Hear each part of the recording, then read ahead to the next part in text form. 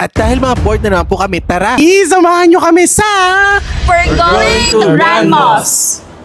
Paalala lang po sa mga gusto magpunta, pakibasa na lang po ang mga rules and regulations at please mag-book po kayo ng maaga para maiwas aberya at mahaba din po ang pila.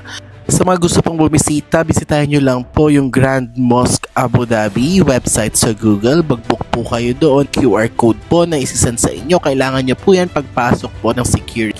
At dahil dito libre naman ang sakay, kaya tara, sulitin natin ang mga panahon. Kadama, okay lang.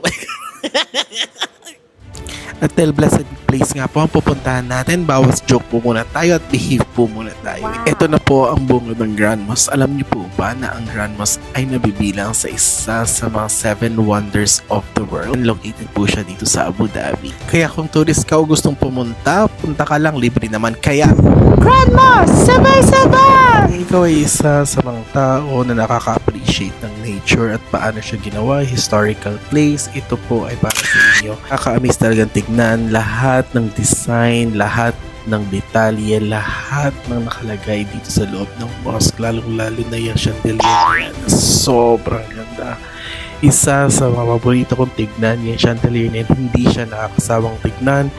Gold na gold. Ewan ko na lang kung hindi ka pa ma-amaze pag nagpunta ka. Alam nyo ba na lahat ng ginamit dyan sa loob ng Grand Mosque ay naggaling sa iba't ibang sulok ng mundo? Yung pinakita ko sa inyo kanina na chandelier ay isa siyang inverted na palm tree na ang ibig sabihin ay prosperity dito sa UAE. Yung pag-change ng color sa bawat gabi o sa bawat pagkakataon sa labas ng mosque or even sa aisle ng mosque ay dahil sa lunar activity. Alam nyo rin po ba na it took 11 years to build the entire mosque? Basta ang ganda, punta ka na lang. Salamat sa pagsama sa amin. Bye-bye!